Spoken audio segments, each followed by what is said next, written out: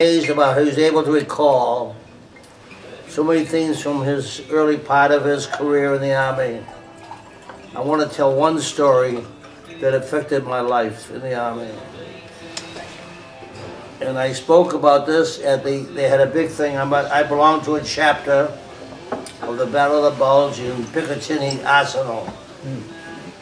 And we started out with a lot of members. Now it's not called the Veterans, now it's called the Association, because there's not many left.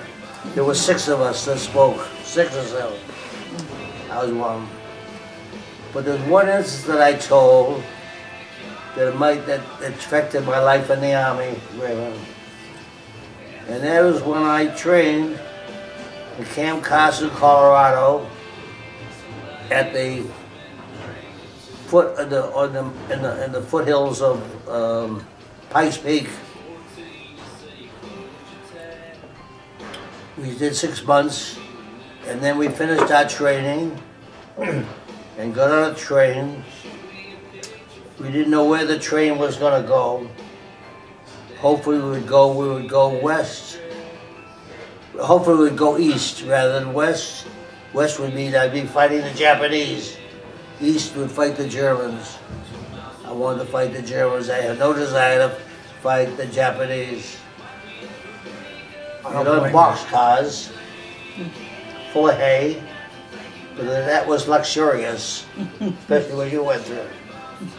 But the 4 days was wonderful. We kept looking at signs, and someone said, "Look, we're going east, not west." East, that's wonderful, wonderful. We'll be fighting the Germans instead of the Japanese. We landed in New York, and we got off the boat. We got off the train, and we boarded barges that took us up the Hudson River. And where we were going, we didn't know where we were going, but we come up to Portchester. Not Portchester. There's a big camp up there called Camp Shanks. You ever hear of it? Yes. It's an embarkation point to process people, GIs, to go to Europe, get ready for the invasion.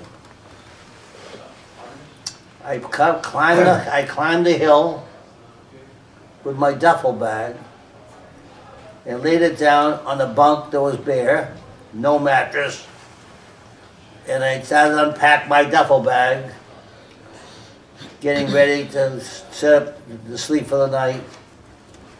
And along come a guy behind me, and I noticed he put it on a bunk, two bunks in this big, as far as you can see, a barracks. But he put his duffel bag right over my bunk. Raymond, I looked up at this guy, and he looked like an officer. The uniform was beautiful, tailored. His buttons were shiny. No beard. His fingernails were clean. He didn't have GI shoes. He had nice civilian shoes. He looked like an immaculate officer. And I said, "Who the are you?" Whatever that means. "Don't you remember me? I was in your outfit." I said, "I never saw you before. You couldn't be in my outfit. You must be another outfit. You got the wrong barracks." No, this is the barracks. 168 combat engineers. That's it. Well, actually, what happened was very unique.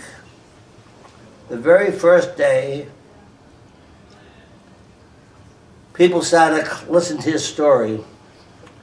Never seen this guy before. And they would come around him, and he was telling this story. On the very first day, we lined up outside the barracks, and they called out my name, Frank Calusi. I said, I remember now, but you didn't train. He said, "No." "What happened?" He said, "Well, they asked me to come to headquarters, and I came into the headquarters. I didn't know what they wanted. And they say, Frank Calusi, you had 2 years at MIT in Boston. MIT. and we want to send you back there because you're combat engineers, you know all about blowing up bridges, not small trees and not mines, but big stuff. We could use your talent. He said, what do you want? He said, well, how would you like to go back to MIT? He said, I come from Boston, where you can live at home. All you have to do is wear a uniform to school. When you come home, your mother can make you lunch. Take off your uniform. You can date and everything, but all you have to attend classes every day. He said, my God, unbelievable that you would do this. He says, well, we can use your talents. We don't want to waste it. By this time, everybody's gathered around getting very, very jealous. Here's a man who didn't have to go through the arduous training. Didn't have to train. He's going back to Boston. His mother's going to take care of him. He could have all the dates he wanted. He didn't have to report to anybody, just to his mother and father. And he was thrilled. By this time, everybody around was getting very, very jealous. Here's a man, of all the people, taken out, didn't have to train, sent back to Boston, continue his education at MIT, and it's all being taken care of by the Army. Out of the blue, he says, I don't feel well. He says, what do you want? What's the matter? He said, I don't know, I just don't feel well. They called over a medic. They took his temperature. He had 104 degrees temperature. They sent him to the dispensary. He died the next day. He died the next day from spinal meningitis. They immediately put shades over the windows, locked the doors, put up signs saying quarantine, and for 2 weeks we couldn't get out of that barracks. We couldn't make a telephone call. We all came from Boston in that facility. We couldn't call home. We were very angry at Frank Calusi that he would do this to us. Even though he died, Frank Calusi, you son of a bitch, you ruined it for us.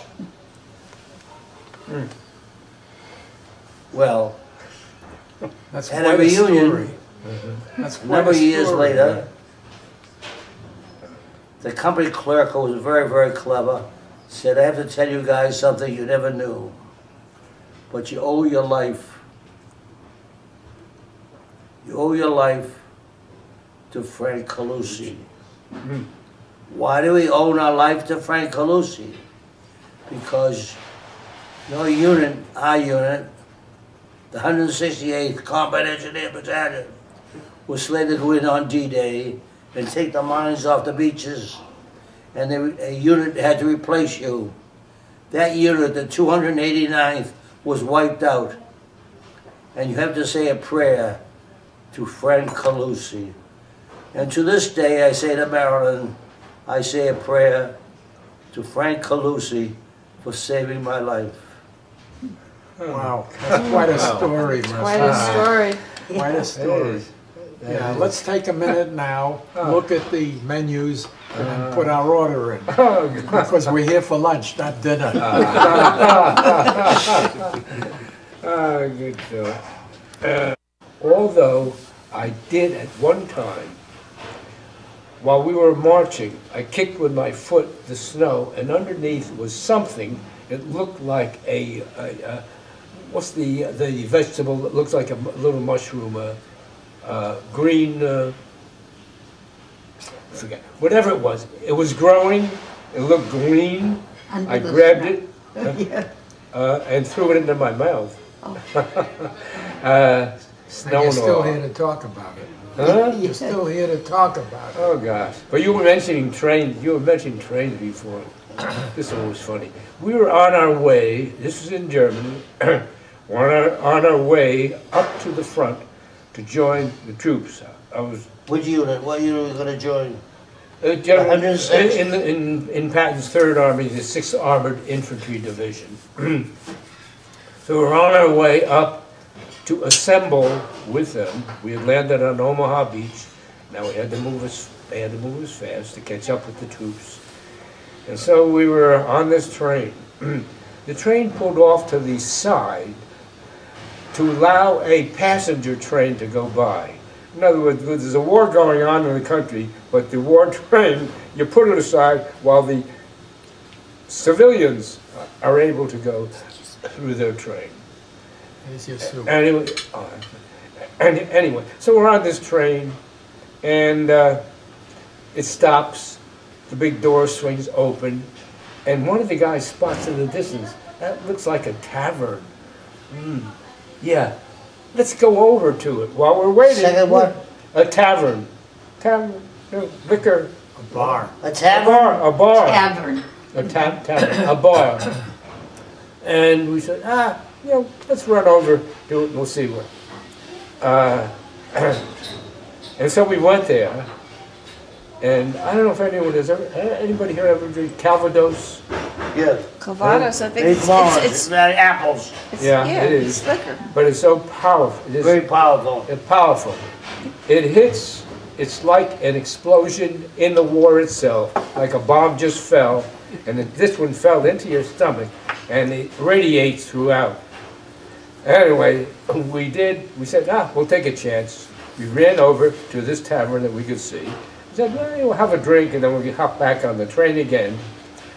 We got into the tavern. I ordered a Calvados. I had never had it. And I just went there. All of a sudden, it felt like heat was running to my head. It felt like my head was exploding. When they pulled the door open, that fresh air hit me, and I just toppled over. The train was starting to pull away. Fortunately, there were two other guys there. They grabbed me under the arm and dragged me. We barely caught up with the train. Oh. And had they not dragged me there, I would have missed World War II. And I think of that, what a horrible thought that is. I would have missed all that excitement. Oh, yeah. Oh, yeah. Yeah, I know that Calvados. When I landed in Normandy, my sergeant, who was he was street smart, Italian boy from Lowell, Massachusetts, Leominster, Massachusetts. He says, "This is your birthday. I'm going to get you a drink." You need a push? And he came No, I'm okay. And he came back with a bottle. He says, "This is a drink they make here in Normandy called Calvados." So he said, "Take a swig."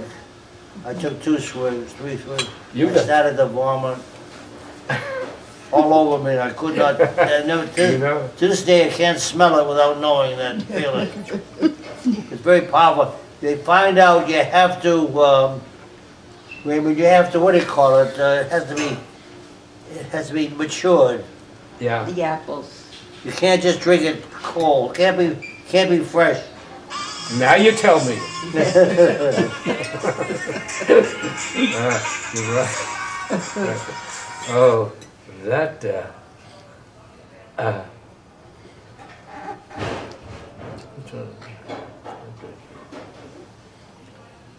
Raymond, were you always a boxer?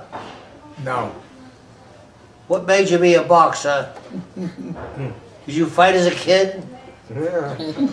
Yeah. I used to fight a neighbor. My mother got me some boxing gloves. Huh? I used to fight a neighbor's kid. I did too. I did a lot of fighting with. Well, this guy thought this was our cook, Huh? our chef in out of California camp. The chef was a professional boxer previously, and he said, "I like your build. Would you like to learn how to box and entertain the troops?" And I said, "No, okay." And before I knew it, he signed me up for 8 bouts. And he said, "Well, first I'm going to train you for a month. So we did ring work, and he very carefully put a helmet on my head so I wouldn't get hurt. Helmet to protect his head. Yeah, so I wouldn't get hurt. And he said, don't worry, I'll be your cut man. I'll be in your corner, and if your face gets cut up, I'll fix it. So that pretty face won't go to waste. That's what he said.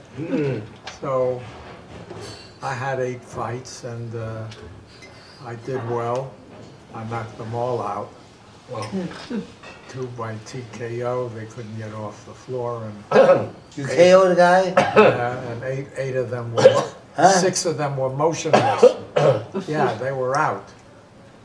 I had a good punch. And after that, I said, that's enough for me. I had enough. I gave the troops enough entertainment.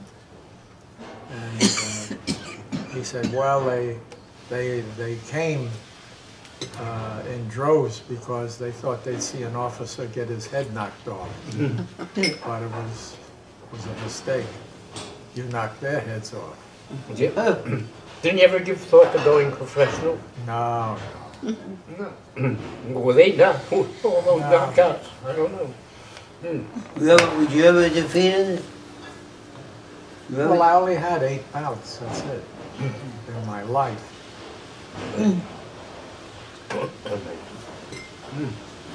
Were you defeated once? No. No, How many knockouts you have? 8.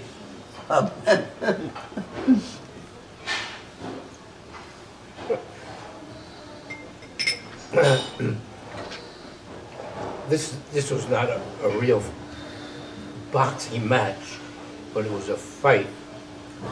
Though there was some it was during basic training, and this guy was big, handsome guy, and I guess he was anti-Semitic, and I guess he knew that I was Jewish, so he would try to torment me. And then one day I decided, no way, he's not going to do it. He towered over me, and I just gave him the worst beating imaginable. You know, when this passion is within you, you'll fight regularly. Normally, I don't think I would fight anywhere near that well, but I just beat him so much, and all the troops were around. They gathered as we were fighting, and they gathered and they cheered so much for me. It was one of the more exciting things I think that happened to me in the whole military, with the medals or whatever. But that was exciting because this guy was an anti-Semite, and I just wasn't going to tolerate it. And fortunately, it came out very, very well. But gosh. You remember Max Baer, Max Rosenblum? Oh. We had a lot of great Jewish fighters. Well, most people think that Jewish boxers just were not the case, but Jews made a living when they first came as if they fought. Oh, yes. There were a lot of them. Halper, Lou Halper. Lou Halper, right in Newark, yeah. Right in Newark. Yeah. And even the mayor, Ellenstein, he was an amateur boxer also until his mother said, I think it's not a good idea, so then he became a dentist and a lawyer, as opposed to a boxer. And what, Mom? A dentist and a lawyer. And a lawyer. Meaning Ellenstein, you know, Meyer C. Meyer C. Ellenstein. He was the mayor. He was the mayor in Newark. Yep, only Jewish mayor. Only you, right. Yep. Yeah. So that's what his mother said, enough of that. This is no way to make a living, and that's what he did. Oh, yeah. So, and in fact, we have all of these documents in the archives of when they honored Lou Halper. It was like, what was it? What's your life? Or what was the name of the show This Is Your Life. This Is Your Life. That's what they did. And it was really very interesting, you know, how they put it all together. But Halper won a lot of matches, or whatever you call them, decisions, and he would win a lot of money. He sure And did. he brought it home. His parents were living in Newark. They're in a cold water flat. You know, Who's this? Lou Halper, the Halper Paper Brothers, those Halpers. And he brought it home, as the story was told to me, and he gave his father a large amount of money when his father found out how he made it, he said, I don't want to have anything to do with that money. And that was it. It wasn't that important to him. So About that time, there was Maxie Rosenblum in Newark, and Max Baer, if any of you can remember that, he had on his fighting trunks, he was a world heavyweight champion. Star of David. Max Baer, and he wore a Star of David on his trunks. No question about it. He was Jewish, and he didn't mind telling the world that he was. There are many. Whatever happened to Max Baer?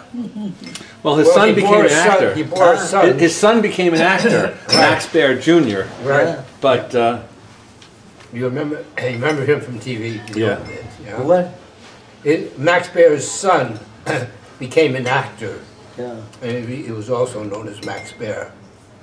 And he was a fine actor. how do you know that? Trying to remember the name of that show. These are country folk who, I have a cousin who was a boxer. Somehow Okay. came into riches. He's a member of the family. They came into riches. Either they struck oil on their property. They were poor farmers or whatever they were, and they struck oil. And with all their riches, they ride into Beverly Hills. Huh? Beverly Hills. Beverly Hills, Yes. right? And Beverly Hillbillies was the show, right? And this old rickety old Ford, and they drive into town. They're the wealthiest people imaginable. The town banker steps in right away, and they live in a magnificent place. But they're still the old country folk that they were, and the contrast of the living conditions and how they talked and how they were. But the leading banker in town, of course, courted them, and because of their riches from oil and so forth. But that was a great show. None of you are old enough to have seen that show. I wouldn't say that. Oh, it's still on reruns. Yeah. It's still on reruns on one of those channels at Is night. it? Yeah. Is it? I haven't seen it. Oh. No. My mother would say to me, when I go out of the house, Pavolia. Does anyone know what the word Pavolia means? Yeah, be careful. Huh? Be careful. No fighting. Don't fight. I was always fighting. Keep your hands in your pocket. But down the hill was a very, very difficult families of Italians who hated us. I was always fighting for my property. My mother would say, Pavolia.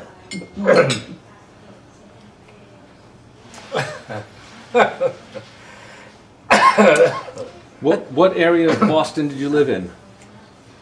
What part of Boston? Yes. Chelsea, Mass. Chelsea. You know Chelsea?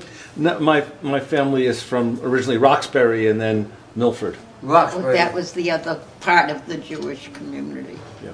Yeah. Chelsea was a real immigrant community.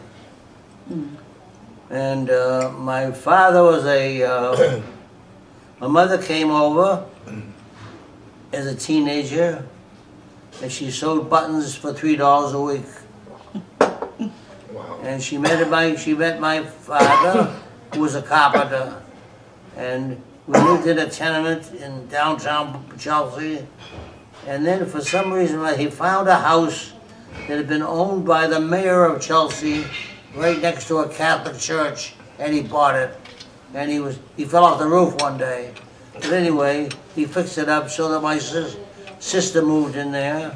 We lived on the second floor, and my mother rented out the third floor. And we lived like that. My two brothers were much smarter than me. I'm finished with this. Much smarter than me. One went to Harvard Medical School. Wow. Went to Boston. The other one went to Boston University Medical School. Huh. And the third brother worked for Gilchrist. You know, Gilchrist was a department store like Filene's. My oldest brother, Joe, came home one day. He said, I joined the Army. This is before Pearl Harbor, as a doctor. And he came home with his uniform. I remember how proud I was. He worked at Fort Banks off of Winthrop. They had the fort there. Then the war broke out, and his career zoomed. And I have to tell you one thing he did. He became a head of a casualty hospital, what do you call it? For the wounded in Normandy. And one day, when I landed in Normandy after Frank Calusi gave us I landed on the second week of Normandy, and I was asked to look at a mine to see if there's any mines. I took my minefield, my mine detector, and went over to the neighboring field, Hedgegrove area, to see if there's any mines. There was no mines. When I came back, the unit was gone, disappeared. And it got dark, and the artillery was going. All of a sudden, I see a Jeep coming with their lights dim along the edge of the field. And I said, look, they're sending a Jeep for us, not a truck, because everybody had gone.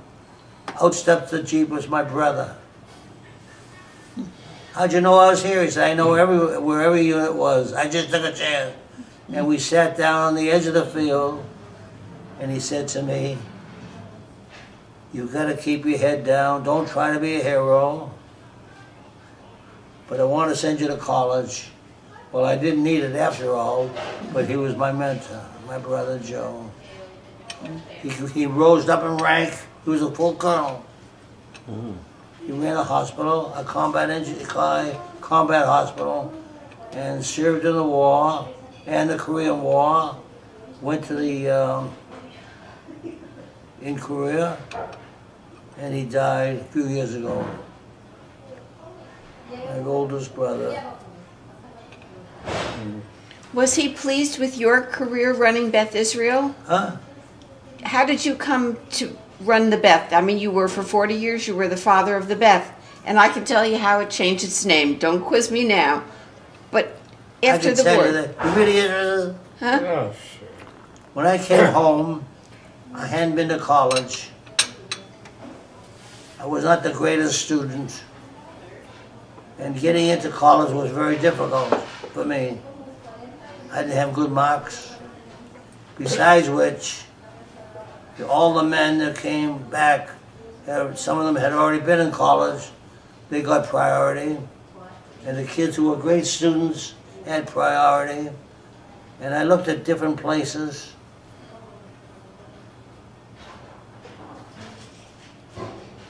And I even looked at one place out in Massachusetts. I came back, but that's another story. My brother said to me, you're going to go to college. I said, but no one wants me. You're going to go to college. He said, I promised you that in Normandy. How are you going to get me to college? He said, I have a doctor who worked for me in headquarters at my unit, my hospital, who's an ophthalmologist in Missoula, Montana. You're going to go to Missoula, University of Montana. I said, I'm not going to Montana. I don't even know where Montana is. He said, you're going to go to Montana. P.S. I went to Montana. My mother was crying. You sent my little boy away again. He's the baby of the family. I came back and I said, I want to go to Boston University. I applied.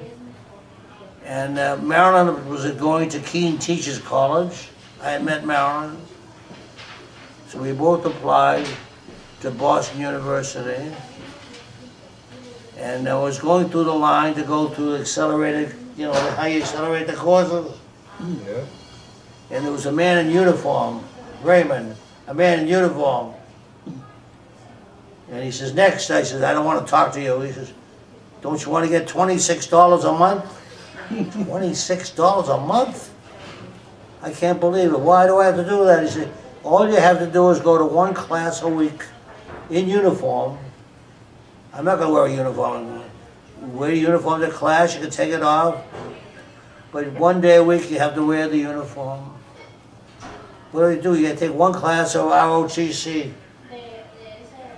So I took the course of ROTC. I didn't realize I was a good student. I got a letter from the War Department saying you had been designated Distinguished Military Graduate and you're being awarded a regular Army second lieutenancy. I said, I don't want it. I put no. I called my brother up. And he said, you did what? I said, I don't want to go back in the Army. He said, what are you talking about? 1949. There's not going to be any more wars. Just think, you'll make $10 a week, $10 a day. You travel, you can always resign. 1949, the world's at peace. You'll travel a lot, they can't kick you out. And you'll be a regular Army officer. Why don't you try it for food? Marilyn said to me, I didn't want to. She said, it's not a bad idea. We went back, came up to Governor's Island, took the oath of office as a regular Army, second lieutenant. But I got my request. I said, I don't want to be in the infantry. I want to be a medical service corps officer. I want to be able to sleep at night on a bed with food. So, okay, you gave me that. And my first assignment was a dream assignment. A dream.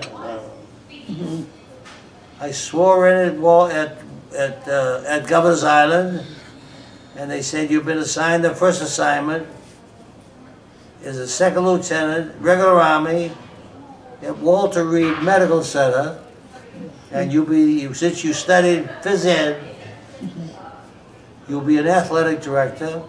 So I became a coach. I played baseball, and I was there for a wonderful time. Marilyn got pregnant. She was teaching. We were married, by the way. You were married at that time? Yeah, We're married. yeah. And I'm out one day in June 1949. I got to know this doctor who was a dermatologist, who was a major. And it turns out we're going on a picnic. His wife was pregnant, Marilyn was pregnant. They were looking forward to to having a picnic. He turns on the radio and it's the president.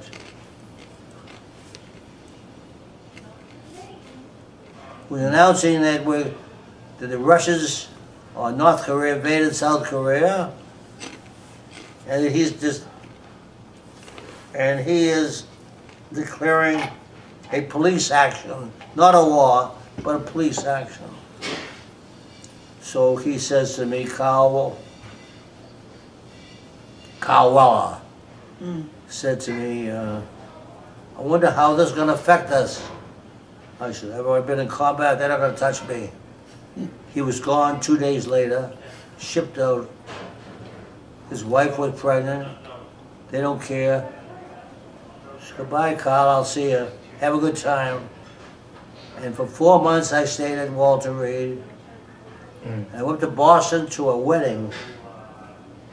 I came back, on my desk was a telegram for the War Department saying you're hereby assigned to POW, San Francisco, no dependents. I can't believe it's on a Friday. On Monday you have to leave, on Monday. So I came home with this telegram, and I called up. I said, give me a couple of days and the baby's born. They said, no exceptions. We need every man. The family comes second, the Army comes first. Right, Raymond? The Army comes first. I came home with that telegram, and I came to the apartment. I look up, and then Marilyn's in the 5th floor with the window of no air conditioning, but she's crying over peeled onions. And I'm saying to myself, she's going to cry more. I come in, she said, why are you home so early? It's 3 o'clock. I said, I'm leaving on Monday. Where are you going? I said, I'm going probably to Korea. I'm going to have a baby. In a day or so, that baby was due. can't you get it released? No. He said, what are we going to do? I said, I'll tell you what we're going to do. We'll go downstairs, get the keys to the car.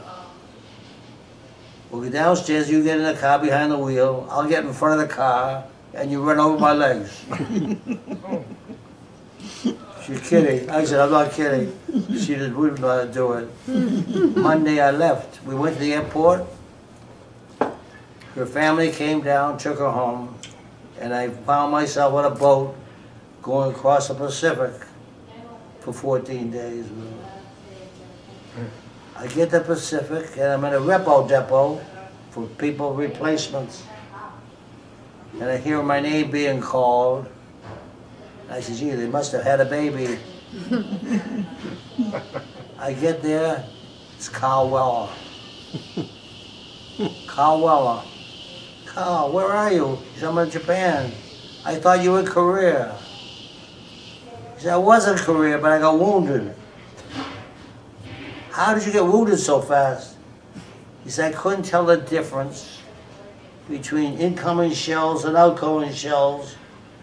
And I heard this whine coming, and I jumped out of the Jeep, and I broke my arm, my elbow. I said, you have $1 million wound. You're going to send you home. No, they want me to open up a hospital. And I'm looking over the list of people. I see your name. Would you like to be my assistant? That's how I got into hospital administration. Wow. That's enough for me. Wow. It's a great story. That's how. And while I was there, I learned about, from a captain who was from Oklahoma, about hospital administration. And I applied to Yale. I got into Yale. And then my first job was at Barnum Memorial. I did an internship upstate New York. My first job was at Patterson. Then I came to the Beth. I had a good career. So that thing with the Army changed my life. Well, tell you one story. Okay. Make it two. Name Ted Williams. What does that mean to anybody here? Oh, home run hitter. Huh? He was The Oh, greatest, home run- the home greatest run hitter of all Ted time. Williams was the greatest hitter, the only hitter in any Major League Baseball 400. who batted over 400. Right. That means 4 out of every 10 times he gets Right. a safe hit. The only one. I don't remember the year, but I was a little. I was 6 years old at the time. My brother was a sports enthusiast. He bought me a New York Yankee baseball uniform, a bat, balls, and a glove. We had a backyard that had a fence, perfect, and just big enough so that he could pitch to me. You have a couple of appointments today. He wanted At me 3 p.m., to be a baseball Kessler player and- in life. And so he started me, he kept my record. Now he would pitch to me, at 6 years old, I could barely hold a bat. And I would swing the bat. But he was a great pitcher, and he could hit my bat very, very well. That's fun. He made the decision on every pitch. He made the decision. That ball would have just gone over second base, or it just would have eluded the shortstop or whatever. And that ball, it went over the fence. We had a fence, maybe about 30 yards away in the backyard. And if one went over the fence, that was a home run. That year, Ted Williams set the batting record in Major League Baseball.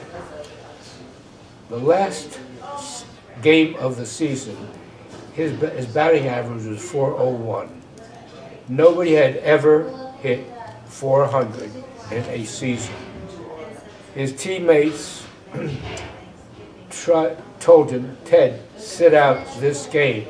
You'll be the only man ever to hit over 400. Ted Williams defies them. He says, no, I don't do that. He played. His average actually went up.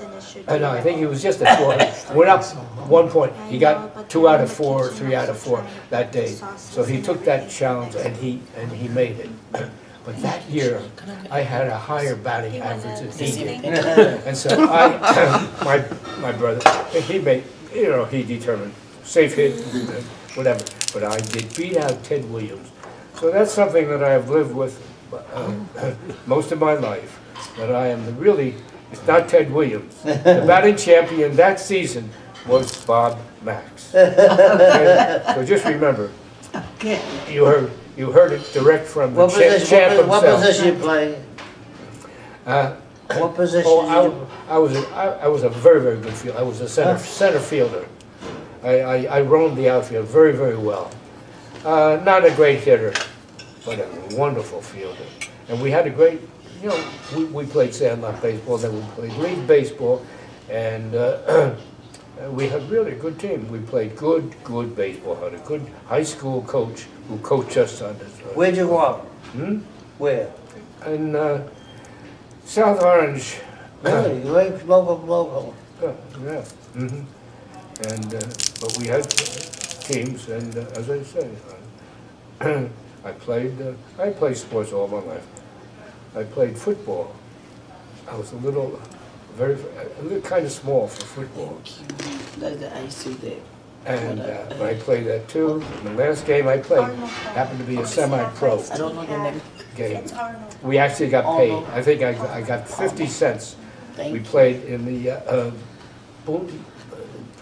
upstate New Jersey. They had their own stadium, and we were challenging that team. It was probably the best in the state.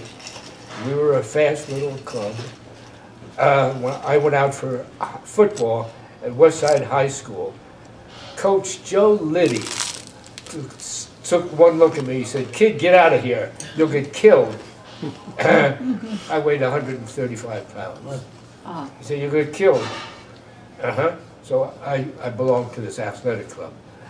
And we had the two best backs on Westside High School, who were much bigger than I. Our halfback, he was a halfback, a left halfback and the fullback. Played with us on Sundays. I was the right halfback one season because I threw left-handed. And you could get away with that once in a game. After the, at that time, we didn't have the quarterback behind the center the way it is now. And the ball was snapped from the center back to the man who was going to run that play. And so we had a spinner play. The ball would be snapped back to the fullback. He would spin. I would come from my right halfback, take the ball, and throw it. And our receiver was in the open. Nobody, you didn't have passers at that time who could throw from any position. Any good passer on any football team can go run left or right and pass equally. No, usually a right-handed passer usually took the ball and passed on the right side or stood there, whatever, but never racing to the left. So once in a game, I would get by and complete a pass. We played the Booton Panthers. We took the kickoff. At that time, you could throw a pass on the kickoff. I received the ball. I throw it to my receiver. He scores 7. When we came onto the field, the 3 smallest guys on our team were laughed almost out of the stadium. What are you guys, singers midgets? That was a troupe of midgets who performed publicly. And we were almost laughed out of the stadium. Anyway, that pass, that left-handed pass, scored. We scored the extra point. The end of that game against the professionals, against all those people in the stands who laughed at us when we walked onto the field, now started to cheer and clap. The game ended up 7-0. We beat the Booton Panthers here in New Jersey. And so that's my claim to whatever I can claim. But I have so little that I'll claim that. Okay. So I beat, as I say, I beat Ted Williams in baseball, and I threw the pass. It won our final game of the season, and I got paid 50 cents It's for light that. with 50 cents. dressing. No. I could bring some more on the side. Okay. You want a little bit more? Yeah, please, thank you. Professional. That's fine. Oh, this looks so nice. Well, it's their not to look at, it's there to eat. Oh, Very that's a nice. good So idea. dig in. That's Bon a appetit, great everyone. idea. What do I- Did He was a you run magnificent into figure. General Patton at all? Only at the end of, I crossed the river, the Rhine River, on March 25th.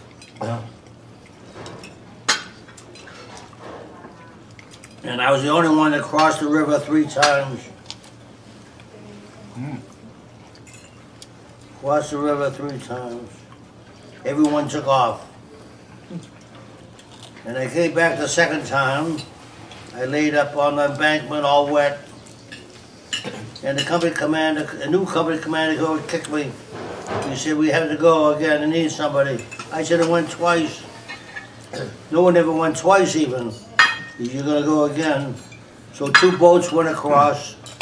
The other boat was hit by machine gun fire. And I saw Patton come up afterwards to the river. And I did see him in a Jeep. He wanted to pick that spot because he wanted to get to Berlin before Montgomery. Yeah, big rivalry. Huh? Yeah, that was a big rivalry, yeah. I remember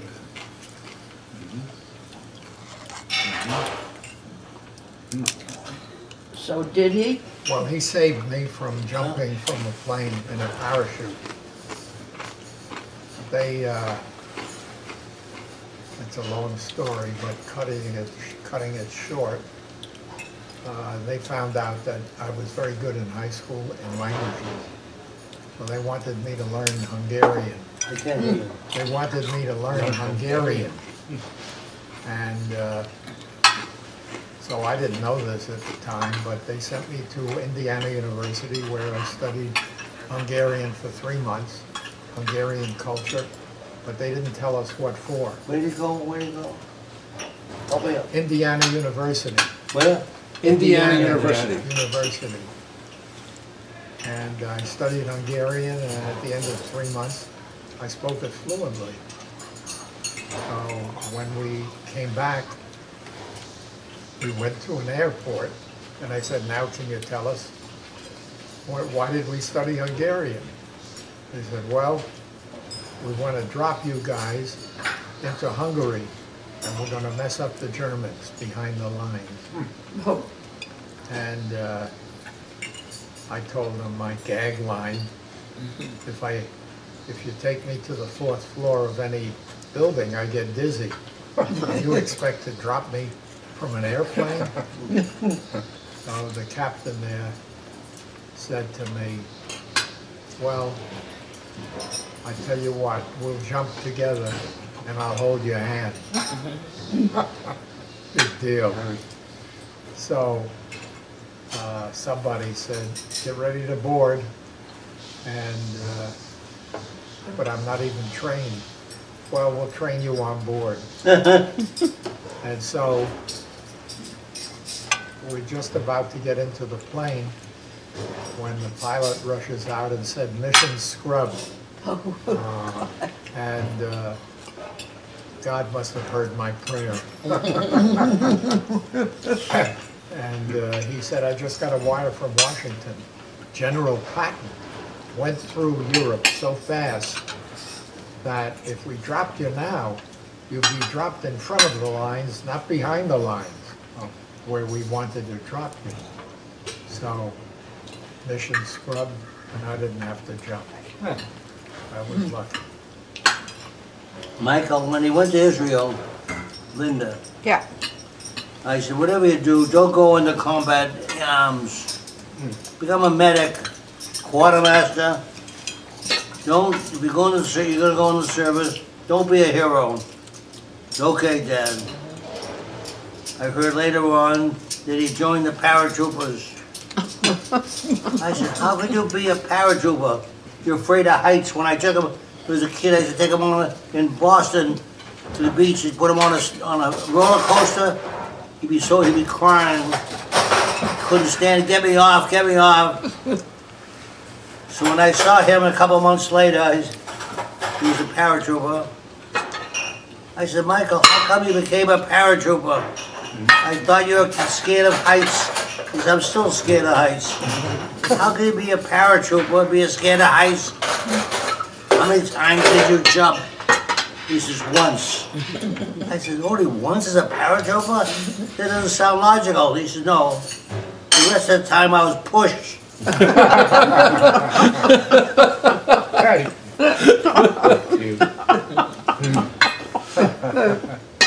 That's good. That's true. They had women push them off the door. That's great. Wow. That's a great story.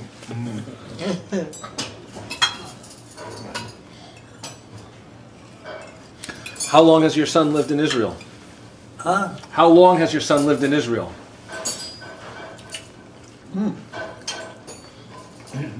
As long as I can remember. He went to Israel when he was at Columbia. He was a member of the rowing team in Columbia. And when I went over there, he was the Maccabees. Right. And they rode on the river there. He loved it. He says, this is where I'm going to live. And sure enough, when he finished college, he went to Israel. So I would say, from that, when did he graduate, around 1940s? You want me to remember that? Oh my God. It's many years ago. He's lived there about... But how did he rise to become appointed? How did he rise to the level of ambassador? He became a speaker. He worked for Shamir, became a writer, and he joined a party, and he got elected. He worked in the Knesset about 6 or 7 years. He didn't like it so much. He's left the Knesset. Now he's doing other things. He just got a contract for a new book. He's had 3 bestsellers. Wow. 6 Days of War, Pride and... And now they just signed another contract for his new book. He's a prolific writer. He doesn't sit down and study French. He's always doing something to improve his mind.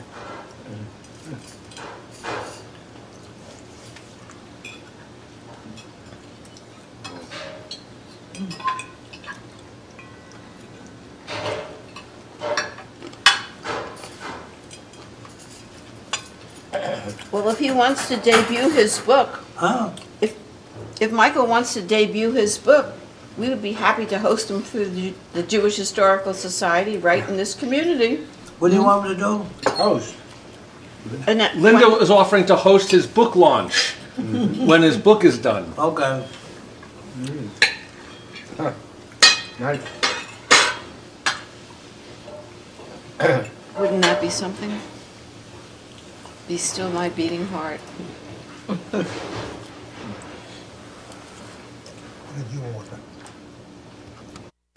Appears in an exhibit at the New Jersey Historical Society in downtown Newark.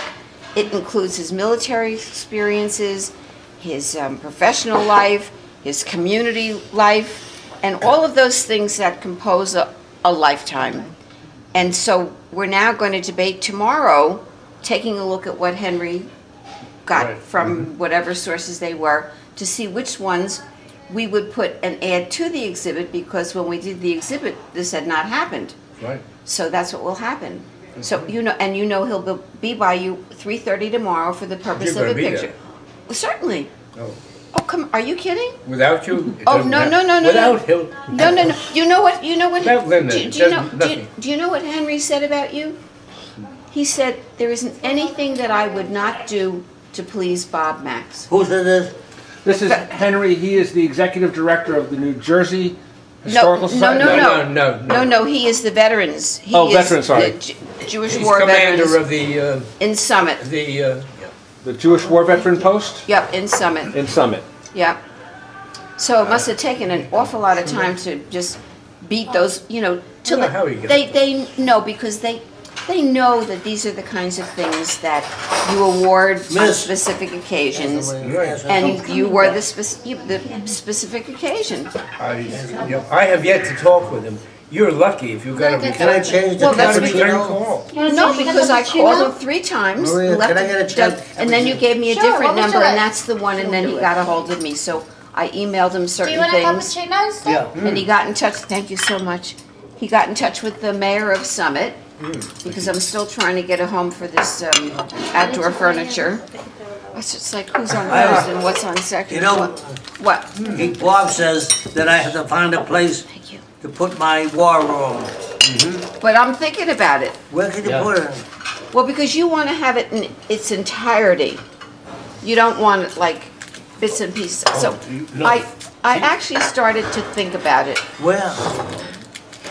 I don't know where, but I got it.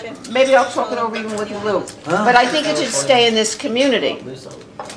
In other words, the logical might be to send it down to New Orleans to the World War II Museum.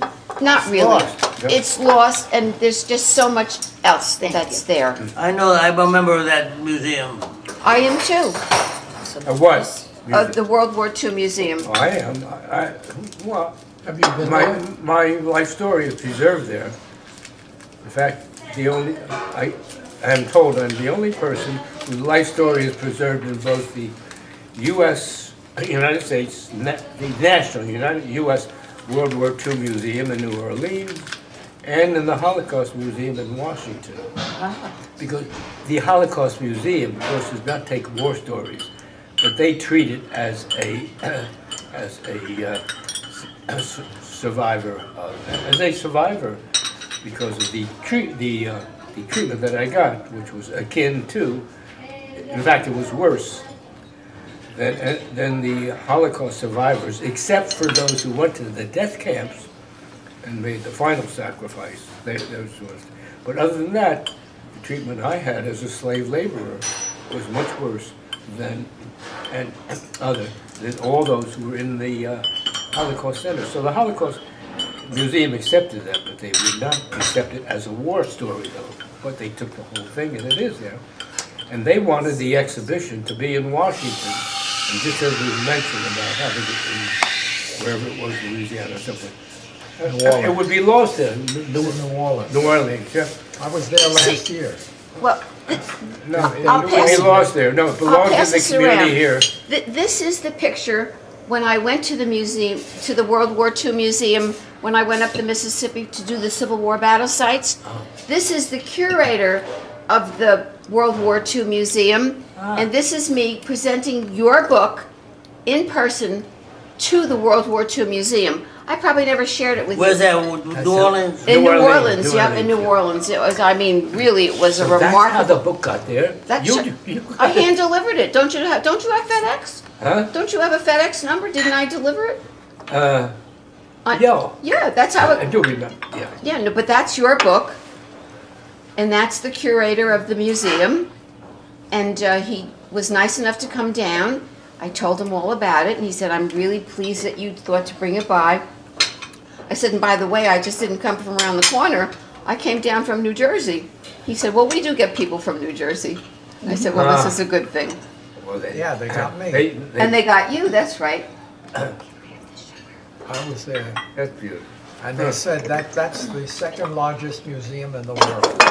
What, the World War Yes. II Museum? Yeah, the Is second it that big? largest museum of any kind in the world. Around, That's what they said. was,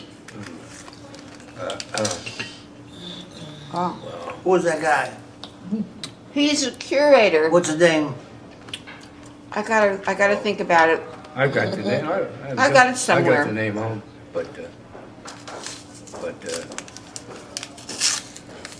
but the World War II interview though was not nearly as good as the I was interviewed there, Holocaust. too. The Holocaust Museum. Someone is talking. No. No, The he's got interviewer questions. that came from the Holocaust Museum from Washington, she was superb. And as a matter of fact, the interview lasted, over a full day you can click on very, very easily on the internet Yeah. You click on, it's a 4-hour interview on the internet. Many people I know have seen the interview. Many of them, skip some parts. Nobody's going to sit there for 4 hours Right. and look at an interview. But it is there and easily accessible to get it, and it is preserved. But when they sent a curator to me twice to have all of the artifacts and articles to be sent to Washington, and the wiser people in our federation said, Bob, it'll be lost there, and it would. Your story is a story that belongs here in New Jersey. This is where you live. This is where you spend all of your life. But what helps is you were born in Newark, I was born in and Newark. that kind of ties it together. Yes. Because you're there in Newark. That's right. It all began, city of Newark. So it did. And that's where I will reside for the rest of, I was going to say the rest of my life. No, after, well, after I expect. But whatever. So Lester, we have some real But- serious thinking to do about But all your quote stuff, because we don't want it to leave New Jersey. Huh? no, We don't no. want it to leave New Jersey, No, your exhibition, and you want it to You're be a right. permanent installation. the first step has been taken. Remember, when I saw that room, I was overwhelmed with it. I mean, I haven't seen a room with that many medals in it, among other things. And so now, through Linda's arrangement, it has been photographed. But we have to, it belongs, but just as Linda says, it belongs here, somewhere in this area. And we have to come up with the right place for it, but it should be preserved. Could have been, how about JCC West? I'm not so sure about that. That would take some fancy negotiation, but we don't rule anything out. First of all, we probably need an inventory of what's there. What's nice is, are you finished? Did Bruce return the video that he did with you? No, not yet. Not yet. I told him just to invoice you, when it's all said and done. He does a very good job. I mean, he never lets you down. And you will be pleased because it will really be the entry point. I mean, because it'll be you talking about what's in the exhibit. And I think that, and we can add subtitles to it if we want to, as we go through. And let's see the finished product. I've gone back and forth with him, just checking how's it going, whatever. But there, every once in a while you work with people, and I met your videographer. His name is Bruce Bertrand. I met him. I know the exact year. It was 2002. I know what I was doing and what I needed. And if the many people that I've worked with, he's somebody you could say he is reliable. If he says he's going to be there, he's there, and he covers all of. He's just Very good. he's just wonderful to You work can with. have another cup. Yeah, He seemed very nice. And very I always professional. order 2 cups And he knows because his this is stuff. such a tiny cup. It is, honey, but you're right. And I'm going to order a second cup. Yeah, well, we'll order it together. Okay. I'm gonna have a second cup. I always do. Second cups, anybody? yeah. No. Ready? You just convinced me. Well, you've Let's heard have the a second cup. conversation. What's that, Think about Bob? it. We're going to have the second cup of coffee. That's why I Very wanted to good. introduce it, so I didn't have to rerun it. Oh, dear. Linda, I had a very complete bar mitzvah. I ran the whole show. But that's because I was a yeshiva bocher. I went to a yeshiva Yeah. and had my first education at the Crown Heights Yeshiva. That's a big deal. And it's amazing. 13 kids in a class. Can you imagine? The instruction was fantastic. How long did you go to yeshiva for? Well, What- the whole eight years. All the way through 8th grade? All the way through eighth grade, in time to go to high school, boys high. Who started yeshiva? I gotta think about it. It wasn't Robert. It wasn't Rabbi Wise, Stephen Wise. I'm trying to think about, you know, how a thing just sticks in your mind. I'm trying to think about who was the founder of, or the starter of yeshiva. Of the modern yeshiva. The modern yeshiva. In America. In America, right. Narrow it down. Cappuccino? Well, that's a good idea. We're going to have an extra cup of coffee, this More gentleman coffee? and I. Mm-hmm. For now or later? Now, Now? well, yeah.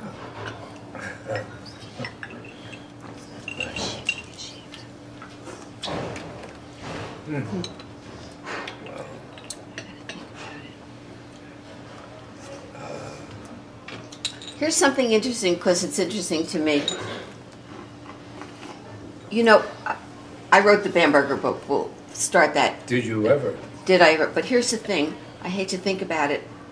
I was meeting my daughter at Indigo. That's the new bookstore at the mall. What At the Short Hills At the Mall. Short Hills Mall, right. And my mind was somewhere else. And I managed to trip and wound up on the pavement right outside of Bloomingdale's. Wow. And a nice, yeah, you're telling me. What is that? I fell. Smart, You not fell? smart. I fell.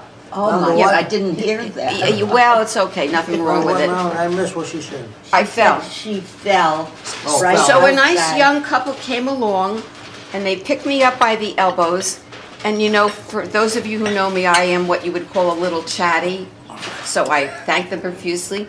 And then she starts to tell me, she sells real estate for Sotheby's, and she was working on a house now in West Orange. I said, by any chance, does this house, I said, belong to a Bamberger, Edgar Bamberger? She said, yes, how do you know?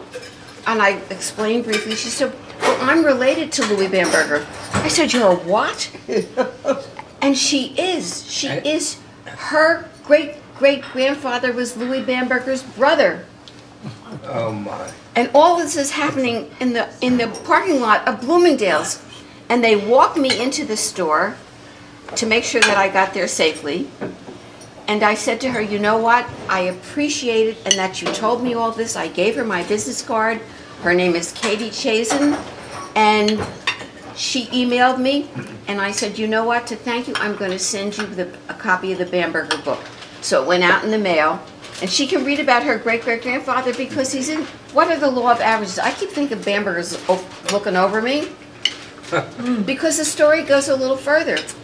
We're going to show a movie on Sunday night, December 8th. You were all invited to the Morristown Jewish Center called Jews in the Civil War, the Blue and the Gray. There were 10,000 Jews that fought in the Civil War, 7,000 for the North, and as Lou said, 3,000 in the South, and the 3,000 lost the war. Isn't that what you told me online? No, I said bet on the North. That's what he said, or something like that. That's what happened. So I had to watch it. You can't do something and show it and not know what's the content. And I'm watching along and I'm watching along. The story gets crazier by the minute. And I see that the documentary tells about a famous rabbi by the name of David Einhorn, who had come from Europe and settled in Baltimore to be the rabbi of the synagogue in Baltimore. He was a virulent, violent abolitionist. He got everybody so riled up because this is like the border states here. Baltimore's sitting, some in favor of the North, some in favor of the South. Those in favor of the North was because they had all of these industries that they sold, you know, military uniforms and things like that too. And I'm hearing this story that Einhorn, his life was being threatened by the anti-abolitionist forces. And I'm thinking to myself, Einhorn, I know who Einhorn is. I said, I know the whole story because Einhorn was Louis Bamberger's rabbi, which is where Bamberger learned this concept of social justice. He watched it happen because along with the rabbi who had got out of town and ran to Philadelphia to save his life, his own parents got in the back of a wagon with a horse, and they too left town because they were being threatened. What are the law of averages? Not. I think they're extreme. great. All roads lead to Bamberger. It's amazing. That one really caught me. Why did they ever go I out still of marvel. business? I still marvel, Linda. What's that? Linda, and we should all know. I still marvel at how you did it. You know, I wrote a book. It was very easy to write because I was writing about the events that I lived through. And as long as you have enough memory left to recall, it's easy to write. It didn't require any research at all. When I looked at what Linda had written and the notations made in the book on the research that she did, I was overwhelmed. Not only was she running as executive director of the New Jersey Jewish Historical Society, she's running a whole organization, and as I learned, only through hard questions, she spent 5 days a week in the office running the society, and then 2 days every weekend, research. When I looked at the back of the book, looked at the research, I was just overwhelmed by it. Me too. And I realized, oh, wow, you stood up That you under did it. I could never have done anything quite like that. But how you did all of that research that took hours and hours. In other words, she worked 7 days a week. Her secret is she doesn't sleep. Huh? She can't. And he knows There's no I don't. time for that. And he knows I don't sleep because he's usually emailing me at some ungodly hour, and I'm responding. Oh dear. Well, when you got stuff to say, you got it to say it. No, you developed a mission, and it was a very wise one.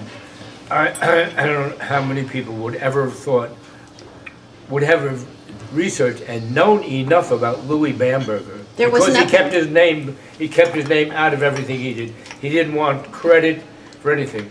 And how Linda found out so much about him and then started to explore further is most unusual. Why did he sell the business? Well, for various reasons. A little bit to do with age, a little bit to the fact that he had lost his partner, his brother-in-law, and business partner, Felix Fold, who died in '29. And then he lost the support of John Cotton Dana, was a huge figure in the city of Newark. And so his support system that he relied on was no longer there. And so, and then he took a look, he said, I'm 74 years old and all these things have happened.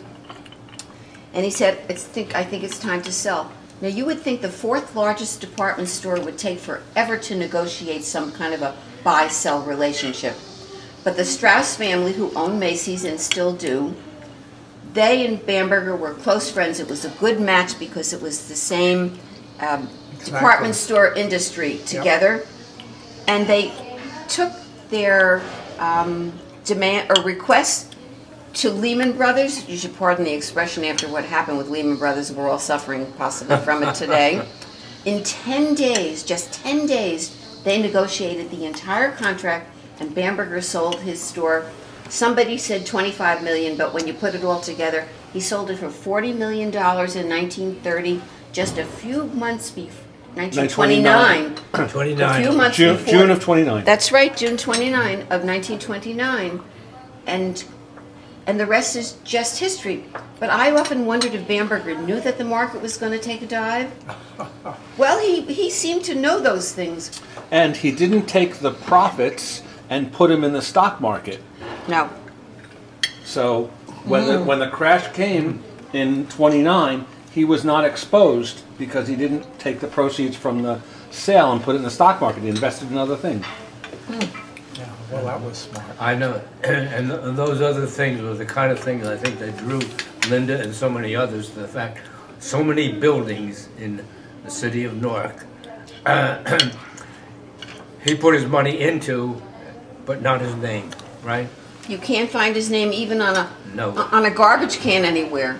No, there was some talk intermittently, but it never really, either the board of whoever was listening to it he didn't ingratiate himself with anybody necessarily, but among the Jewish community or within the Jewish community, our Jewish community, no decision was made unless it was aired out on the 11th floor of Bamberger's department store because if he didn't give the go-ahead, A, they needed his financial support, but they needed his moderate way of looking at things, and that's what happened. You know, this thing took me to Oakland, California to interview the last person who would have known Louis Bamberger.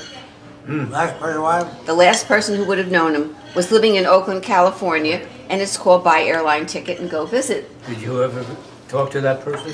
I went, I visited her Oh, you did? You actually did go out at her there? home in Oakland. Amazing. Yep. Well, that's what researchers do, I know. I you know. know. So, I know. yeah, I- it's so long ago. that's part of what makes it so remarkable. Linda. Well, I don't know. So remarkable. Well, This is the, I dare say there probably are very few, if any, philanthropists like him. His name, he wanted no buildings. no. The one who came closest to that, Jerry Gottesman. You know, It took him a long time before he It took him relented. a long time, and only finally, this is a member, a very, very wealthy member, very, very successful, built a business from nothing, and never wanted a name. The family has given money, money, money. Lou's kids went, to, right? Your Yes. kids, Lou's kids went to the Gottesman Day School. Did you? Yes. My wife also served on the board of this school as Huh. well. That's the only place that his name appears.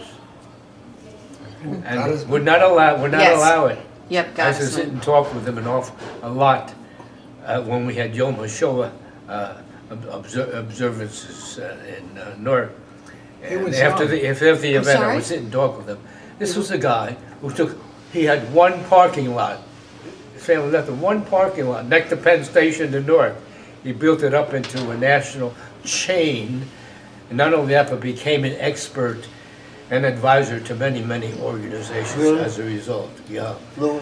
No, Brilliant man. No. Didn't he pass very young? Jerry Gottesman. No, that's Jerry Gottesman, Gottesman. Jerry was old Jerry enough. Gottesman. What? The God- No, Jerry Gottesman. Gottesman was what? Jerry was in Gottesman. The, The excuse me, in his Gottesman family. 90s, I think, or late 80s. In our He died. community. Yeah, Jerry about Gottesman. 3 years. Jerry Gottesman. 3 years ago. And He owned the parking lots. He owned the parking lot. His right, wife is exactly. one of Robin's And he built biggest up a donors. whole She was at my national table this morning. chain of parking Meaning lots. Paula. Made a huge industry Yeah. out of it. She's a member of the Wow. Morristown And then, Center. Yeah. He actually wrote a book.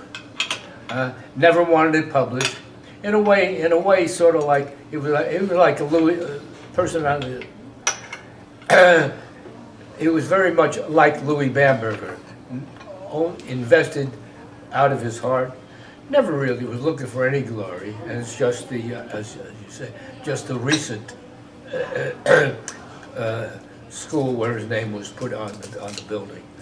But Jerry did hire a reporter of sorts to write his history in different stages, how he started his business, how he and his family were active in the yeshiva or the Hebrew youth, whatever it was, schools in Newark, until they eventually, you know, moved out to the suburbs. My first editor I got from Jerry. Oh, was that how that worked? Jerry had an editor. Yeah.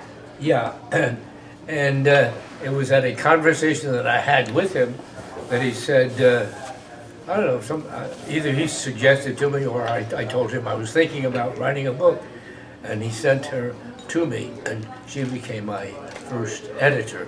But she had edited all of his books, and he wrote and wrote and wrote, never for publication though. No, but we Only have for them. his family. We have them. You do have them? Yeah, he gave us the whole complete set. Well, just for preservation. Yeah, it's in the but archives. Never for exploitation. No. He never wrote, never wrote for royalties or anything of that nature, and it was really a private affair. He wanted primarily his family Right. to inherit that. What?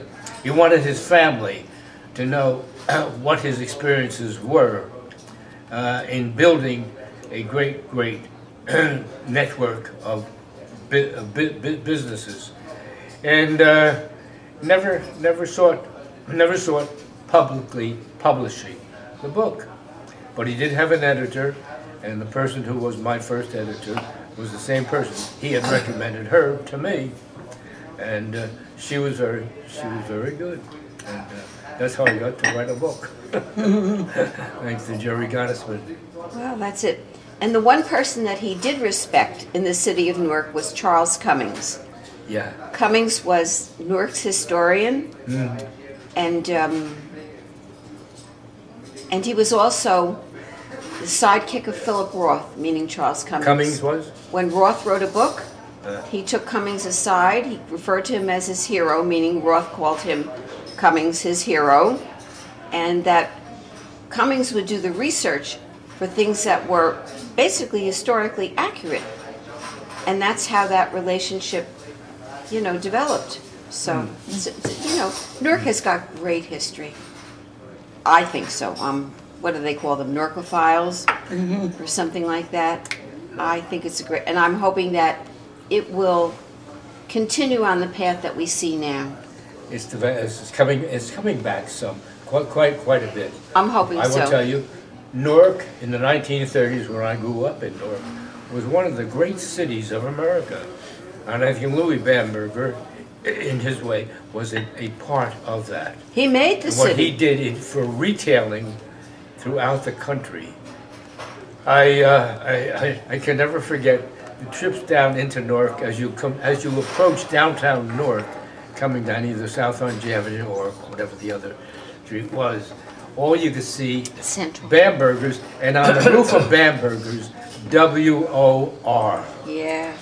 He was I would say he was probably the inventor of the idea of reaching out to the public. You want people to come to your store, you have to go to them, and he made the decision that he was going to invest Right. It was- heavily, as he did, Right. Well, it was a- in radio broadcasting, advertising, and when you approach the city of Newark from the courthouse down, all you could see a big W-O-R, which is radio, on his top of his Bamberger store. So he initiated a style of promotion and advertising that eventually went through the industry, but I guess he led a charge on that. He had so many firsts, it's almost ridiculous. But then again, as I say, when I do speak to audiences, if what I've said is of interest to you, then the next slide that comes on, then you should buy my book. Very good. Yeah. I do. I show a picture of the Bamberger book on the shelves in Barnes and Noble. You should buy a copy of my book. If I stopped giving them away, that'd be a better idea. What? Yes. Well, I'll tell you. Yeah. Every person who's planning to go into business.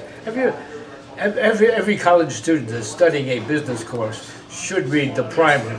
The story of Louis Bamberger that Linda wrote. Well, department stores are their own economic engines. They have a great deal of history behind them, and they reflect the world as a global institution now. What you find on the shelves represents the trade that we have throughout the world, and it's more than just stuff on a shelf or on a hanger. It's all the implications that go with it. So, yes, What role did Bamberger have in the development of Beth Israel? Anything? it was his money. His money? He and Fold were the largest donors. Who? He and Felix Fold. But if you say Felix Felix Fold, Felix Fold, I mean, because there were plaques in the hospital. Where they went, I don't know. Phyllis what? Felix Fold, F-U-L-D. F-U-L-D. Yes. Yeah. They actually debated naming the hospital the Felix Fold, whatever it was. But he had passed away, and it wasn't going to happen. And Louis would never put his name on anything, so it really didn't matter. It was just a moot point. But they were just, and if money came from Felix Fold, in all honesty, that was Bamberger's money. The store was never, ever Bamberger and Fold. It was L. Bamberger and Company. In fact, when Fold was was made a partner or joined up with Louis Bamberger, he couldn't hold a job anywhere, and he said so when you read his paperwork. That's fine. He said, I never had a job until Bamberger came along. Who's this? Felix Fold. Fold. The Fold who should have, I don't know what happened to the plaques in that hospital, Lester, but there supposedly were two, one of Bamberger and one of Fold. The only one I see there is Abraham Lichtman when I came through. I know Abe, yeah. You knew Abe, right? So, Did either of you ever go to the Veterans Administration in East Orange? Did you ever happen? What? The Veterans Administration building in East Orange. The big Have you been VA there? hospital. Yeah, I was there yesterday.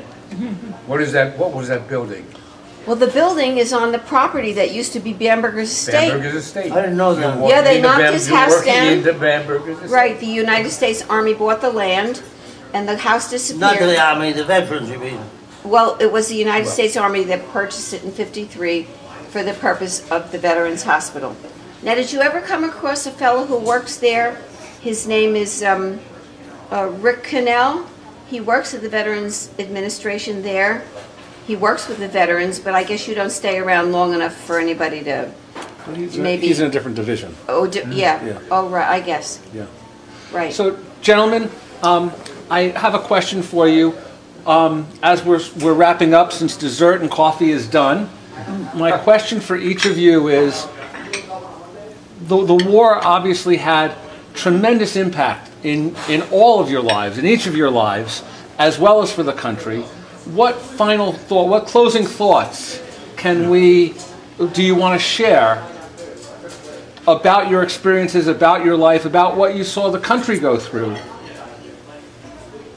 I wanted to make it as open-ended as possible. So when you think about the war and the experience in your lives and in the country's lives, what would you... I will say this. What saved my life was my little understanding of Yiddish. How many heard this story before? You never heard it? Nope. I landed after Frank Calusi. I didn't land in Normandy until the second week of D-Day. I fought with Patton up in Cherbourg, Brest, and followed him through Paris. And supposedly he liberated Paris, but it was already liberated. And I was on a truck following him. And the girls were jumping on there, giving you kisses and wine and flowers. And I told the drivers to go through again. I went through Paris 4 times. Was that to keep up The with last the thing last time I saw Paris? last thing was, thank God that I understood a little Yiddish, because on December 16th, there was a knock on my shack door in St. Vith, out in the woods, saying the Germans had broken through. Take your rifles and your guns, leave everything behind, no letters, take your dog tags, leave on, and come with us. And I jumped into a hole. And this is where Yiddish saved my life. When Jimmy told me to load the bazooka, I fouled it up 3 times. I broke the wire twice. And he cut 3 times. You ever run away and you keep running, you keep falling down in a dream? I kept getting closer and closer till it was very close. But it took that close, he knocked out knocked out the tank. But I heard Germans say, there were German troops walking beside the tank, saying, "From Worcester to Cumming, where did they come from?" They couldn't find us. I pulled a grenade, and they kept looking for us, and I'm holding a grenade, and I finally heard them talking, and I'm not breathing, and then I heard some German yell out, "Komm zurück, komm zurück." I said, "Jimmy, I think we're saved." My think about that is my mother and my little knowledge of Yiddish saved my life. What does kumsik mean? Huh? Come here, Rick. Oh, come here? Oh, come back. Come Okay. back. Come back. Ah. So Yiddish is very important to me because I didn't grow up with Yiddish. She did, but I didn't grow up with Yiddish. But Yiddish saved my life. So what does it mean to me is we're sitting here, all 3 veterans of the Battle of the Bulge. We're lucky to be alive. And I want to say things. You have to remember there were thousands of kids who were 17, 18, a little bit older maybe, lying in France, lying in Czechoslovakia, and in Holland, who gave their lives so that we could be free. And we're thankful, and we should not forget for those who gave their ultimate sacrifice. Here, here. I was in the Pacific, not with you in Europe. I was in the Pacific. He was He was in the Pacific. Europe. He was in the Pacific. I know that. And it was a totally different story. Instead of snow, it was jungles. And you peed in your foxhole, you defecated in your foxhole. The Japanese were, I still bear a grudge against the Japanese in general because they were so savage. And if they captured Americans, as I reiterated, they cut their heads off. They mutilated their bodies. And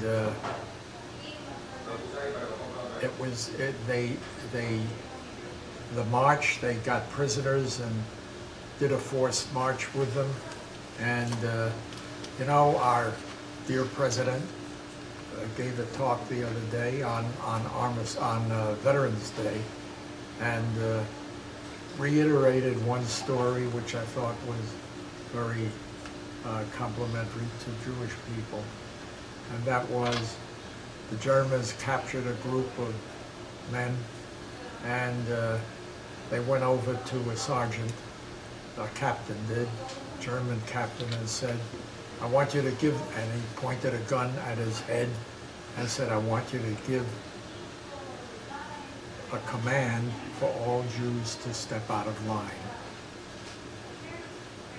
Presumably they were going to shoot them. I couldn't believe it, but anyhow, this sergeant said,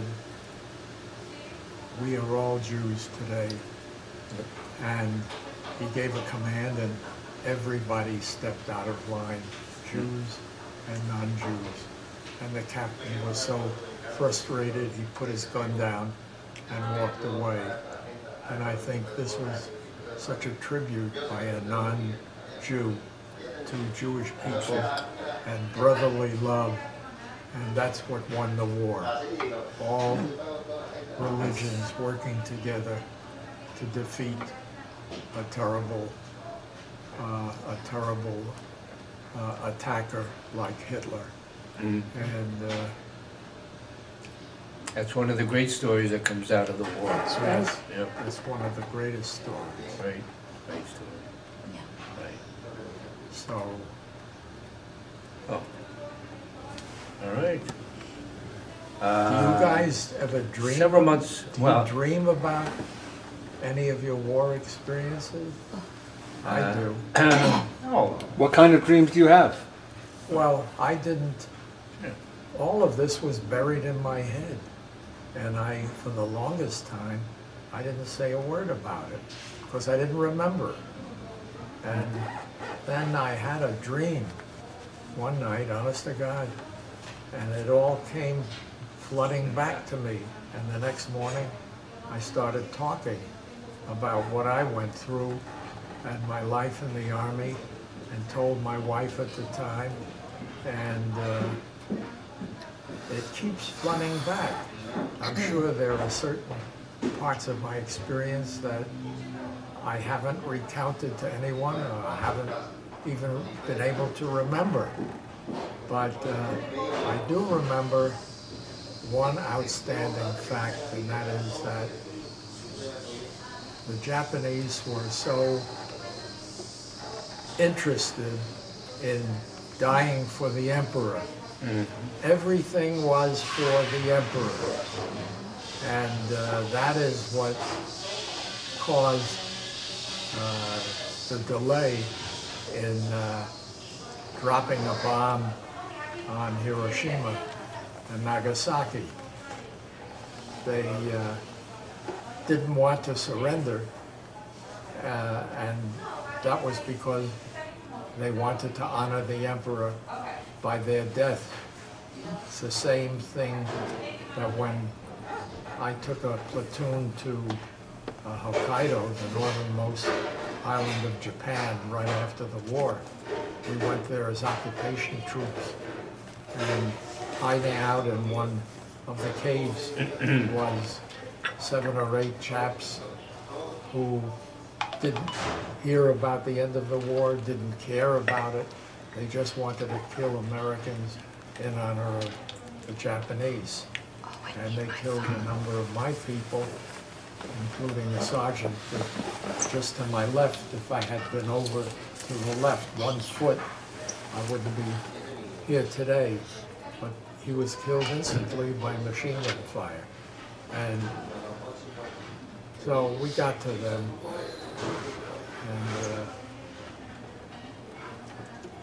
and they couldn't have been more savage. And they wanted to kill for the honor of the emperor. And it was he who, after the 2 bombs were dropped, he said to MacArthur, "I don't want to see any more of my young men killed. I surrender without any ifs and buts." And we all wound up, MacArthur and I was on MacArthur's staff at that time on the Missouri, and the Japanese emperor was there, and he surrendered fully. So you were actually on the ship Yeah. at the signing ceremony Yes. with the emperor Yes, to end the war. yes, because I was the only one on the only intelligence expert, let's say, on MacArthur's staff. And he sought a replacement from the War Department for the guy who was his intelligence person who had been killed. That made me feel real good. I was replacing someone who was killed, actually. And I didn't find him to be too bad a person. I know he's maligned by many people and many soldiers who served under him, but I found in general, while he had a big ego, he wanted to take credit for invading Japan, and President Truman said no. And to his credit, he had sent me to Iwo Jima to survey the area and see whether we're ready to invade Japan, so he could present some arguments to Harry Truman. And he couldn't do that. Hey, Marilyn, you want to call Maka? Yes, please. Yeah, wait a minute. We should call Micah now. Huh? Excuse me, just a minute. We should call Micah to pick up. Does he want to take it? Okay, go ahead. No, Or I are think we Lou is finished? good. I think he's But you good. need to give her Right, you have to call Maka, so, because she's going to pick everybody up. You guys are all going, there. Maka said she would take you home. Who? Maka, Lester's, their caretaker, yeah. she said she would like to take you home. Oh. Yeah. Really? So, we don't expect you to walk, and I will see you tomorrow with Avi Right. at, by 3 o'clock. That's our appointment. And then Right. Henry Bossman comes at 3:30. Henry is coming. Yes. Good. Okay.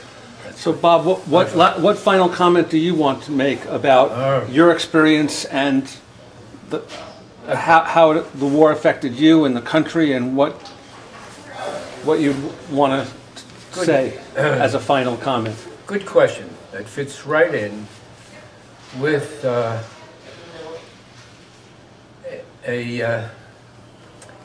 an event that occurred several months ago. I was speaking at Eastside High School in Newark, and invariably when I speak to the students, they come up usually in droves.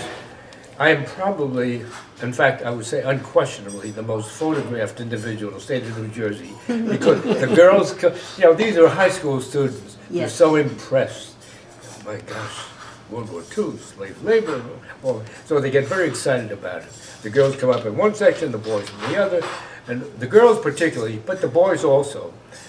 They want selfies and or pictures taken. So lots and lots of photographs. At Eastside High, just again a few months ago, one boy, young man, student, remains after the others are all gone. He approaches me and he says, "Mr. Max, are you sorry for all you had to go through?" And I pondered for a moment, looked at him and said, Wait, hold on. Pick me up. Okay. That's more important. Okay. Bye-bye. Go ahead. Are you sorry that you had to go through all that you did go through? And I stopped and I thought for a moment, and then I looked at him, I said, it's a very interesting question. I don't ever remember being asked that. What did they ask you? Are you sorry for what you had to go through? I described slave labor, you know, sleeping outdoors, starvation, and dying and everything connected with it. And I'd never been asked, thought about it for a moment, and then looked at him and said, interesting question. Never been asked before. But I said, you know something? No. I'm not sorry. No. Was it painful? Was it difficult? Of course. But had I not gone through that, I would not have had the opportunity to share the story with you and others today, and many, many others. And so I'm really, in a sense, very, very grateful that I did go through it. I'm also asked at the age of 96, how come you look so young, you sound young, you think young, and all that? And I said, the same thing I said to this young man also. I said, engagement, being engaged, involved in something. Life doesn't end the way it used to when I was growing up. 65 that was it. You lived 65, if you were in business, you retired, and the rest of your life you spent sitting around listening to the radio. That is very, very real and very true. I do feel today, despite all that I went through, and like each of you, I do have some nights when I do lie awake, relive some of these situations that occurred during combat, during slave labor. Yes, they occur to me, but somehow my mind just brushes them off because I have something more important to do, and that is to carry out the mission that was established for all of us by Elie Wiesel. In 1988, my wife Shirley and I were invited back to our alma mater, to Ohio University in Athens, Ohio. After I'd met my wife Shirley there. The sequence of events, how it happened, is strange in itself, but that's for another time. But we met there. We became engaged while there at the university, and ultimately married. We did return there because we were traveling through the area, stopped off, and it was summertime and and then there was somebody who didn't have anything else to do, and she got us to set up a foundation at Ohio University. We did. And every year they would invite vice presidents, governors, senators, and so forth. So one year they invited Elie Wiesel to the university. When the committee told me, we invited Elie Wiesel, I said, that's nonsense. This is 1988. 2 years ago, this man was awarded the Nobel Peace Prize. He's not going to come to little Ohio University. He accepted. And the president invited the two of us there. We stayed in the president's guest house, alone with Elie Wiesel and his rabbi. Always traveled with his rabbi. But in this big, beautiful guest house, just the four of us were there. Hours and hours of conversation with this great, great individual. What he wrote earlier in Night, his vivid description of what Holocaust and concentration camps were all about. I got it directly from his lips. You can imagine the impression that was left on me after that. And is something that I never did forget. I hadn't spoken about my war experiences for 53 years. And it wasn't that I had any mental aberration, no. Emotional, no. I just didn't think anybody wanted to hear about it. The war, we had enough war. We had the World War I, we had World War II, enough war already. So don't talk about it. That inspiration that immediately started to build from him was then fulfilled by two grandsons of mine. They were 7 and 9 years old at the time. I was sitting in my den on a couch on a Sunday afternoon, and one of them says, "Poppy, were you in the war?" I said, "Yeah." And then he says, "Where'd you sleep? What did you eat?" And then the other one comes in and starts saying, "Poppy, did you have a gun? Did you ever fire? Did you ever shoot anybody?" And I put those thoughts together and said, "My gosh, why am I being quiet about this?" And then I revert back to Elie Wiesel and his mission. The whole mission is never, never forget. If we forget, we may well repeat. There may well be another Adolf Hitler again. And so that became my mission. And that's what keeps me very, very much younger than my years, because I do speak regularly, to large audiences, and to student groups. My favorite audience always is the student groups, because I believe, and this is the greatest satisfaction anybody can have, I believe that I'm leaving something with them. And the remarks that these young people mention afterward, or the letters. I have over 1,000 letters from students in our high schools. And one of the things that I like about the exhibition that was set up down in Newark is that they have this table. It looks like it's a World War II era desk where you would write letters to your soldiers in the military, and have the postcards there. So when young people leave the center there, they can write a message to me, which I will cherish, as I do the letters that I already have from students. But that is the thing that I thrive on, and one reason why I think I'm young enough at 96 to feel very, very comfortable with my third bar mitzvah just recently. Linda was there. Linda spoke there, and I do feel far, far younger than I have a right to be.